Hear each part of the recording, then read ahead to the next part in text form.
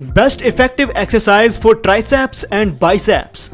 किसी को बाइसेप्स बनाना अच्छा लगता है तो किसी को ट्राइसेप्स। बाइसेप्स और ट्राइसेप्स दोनों अलग अलग मसल्स हैं, इसलिए दोनों की एक्सरसाइज भी अलग हैं। लेकिन कुछ एक्सरसाइज दोनों मसल्स पर असर करती है। तो सभी जिम दीवानों के लिए हमारे चैनल फिटनेस सीक्रेट में आपका फिर से स्वागत है। और एक बार फिर हम आपके लिए लेकर आए हैं असरदार ट्राइसेप्स और बाइसेप्स एक्सरसाइजेस के बारे में सब कुछ। Number 1, easy barbell curl. Easy barbell biceps curl के बिना किसी ने डोले बना लिए हो, ऐसा अभी तक तो सुनने में नहीं आया। हर बॉडी बिल्डर इस कसरत की दिल से तारीफ करता है और उस शख्स का शुक्रिया अदा करता है जिसने इसे इजाद किया है। कैसे करें? रॉड में वाजिब वेट लगाकर पैर खोलकर खड़े हो जाएं। बाइसेप्स की ताकत से वेट को ऊपर उठाएं और ऊपर आने के बाद 1 सेकंड के लिए रुकें। फिर वेट को आराम से नीचे ले जाएं। वेट ऊपर आएगा तो सांस छोड़नी है और नीचे जाएगा तो सांस भरनी है।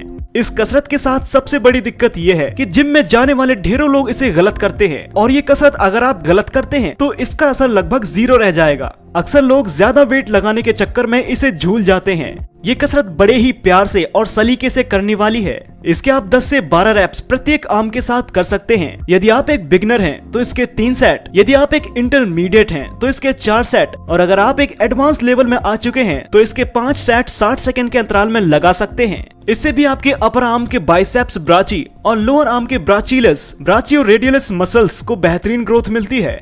ये ना करें। वेट उठाते वक्त बॉडी से धक्का ना लें। वेट को झूले की तरह नहीं झुलाना है। कोहनियां बॉडी के पास ही रहेंगी, लेकिन इसका मतलब ये कतई नहीं है कि उन्हें बॉडी से चिपका लें। इतना वेट ना लगाएं कि उसे उठाते वक्त आपकी कमर से ऊपर का हिस्सा पीछे की ओर ना भागे। एडवांस लेवल पर जब बहुत हैवी वेट लगाते हैं तो ऐसा हो सकता है, मगर वो एडवांस लेवल की बात है। उसमें 2-4 रैप निकालकर भी सेट खत्म कर सकते हैं। शुरुआत में आप हल्का फुल्का आगे और पीछे हो सकते हैं, मगर अपनी बॉडी को धनुष ना बनाएं। वेट नीचे आते वक्त ही असली मजा है, उसे फील करें बाइसेप्स पर। कुछ लोग कंधे उचकाकर इसे करते हैं, ये बिल्कुल गलत है। कंधे बिल्कुल अपनी नेचुरल पोजीशन में ही रहेंगे। जिन लोगों की कलाइयां भर जाती हैं, वे जरूरत से ज्यादा वेट लगा रहे होते हैं। Number 2, seated dumbbell curl. Seated dumbbell curl वो एक्सरसाइज है जिसे हर बड़ा बॉडी बिल्डर अपने शेड्यूल में शामिल करता है। वजह यह है कि मास गेनिंग में इंक्लाइन डंबल कर्ल की तरह ये कसरत बड़ी भूमिका अदा करती है। ये एक्सरसाइज बाइसेप्स के हर पार्ट पर काम करती है, इसलिए इसे मास गेनिंग की कसरत कहते हैं। कैसे करें? अगर आप जिम में पुराने हैं तो फ्लैट बेंच पर बैठ जाएं और नए हैं तो उस बेंच पर बैठें जिसमें पीठ हो, या उस इंक्लाइन बेंच को चुनें जिसे करीब करीब 90 डिग्री तक खड़ा करने की सुविधा हो। इसकी वजह बाद में बताएंगे। अगर आप गेनिंग पर हैं तो उतने ही वजन का डंबल उठाएं जिसके पहले सेट में आप 12 रैप तक निकाल पाएं।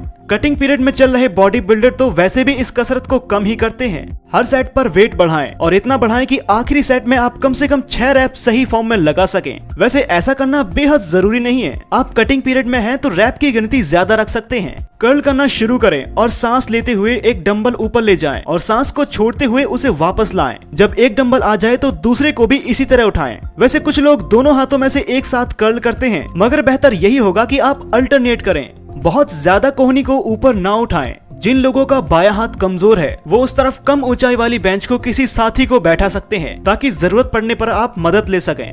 इस एक्सरसाइज में कई वेरिएशन हैं। बाइसेप्स डंबल कर्ल में कई छोटे छोटे वेरिएशन हैं। इसे आप खड़े होकर भी कर सकते हैं, मगर उसमें फॉर्म खराब होने की सबसे ज्यादा गुंजाइश होती है। लोग डंबल के साथ झूला झूलने लग जाते हैं। और दूसरी बात यह है कि बैठकर करने से कमर को आराम मिलता है। हमने शुरू में कहा था कि जो लोग नए हैं उन्हें पीठ वाली बेंच पर यह कसरत करनी चाहिए। इससे आपकी सही फॉर्म बरकरार रहेगी। आप चाहे तो एक साथ दोनों डंबल कर्ल कर सकते हैं, मगर उसमें ताकत जल्दी खत्म हो जाती है। डंबल को ऊपर लाने के बाद बाहर की ओर हल्का सा ट्विस्ट कर देंगे तो पीक पर थोड़ा और जोर पड़ेगा। हालांकि यह भी बिल्कुल नए लोगों के लिए नहीं करनी चाहिए। कर्ल करने के भी 2 तरीके हैं। एक में डंबल ऊपर जाते हुए हथेलियां सामने की ओर रहती हैं और नीचे जाते हुए भी। दूसरे में ऊपर जाते वक्त तो हथेलियां सामने की ओर होती हैं, मगर नीचे आते वक्त पलट जाती हैं, जैसे तस्वीर का बायां हाथ।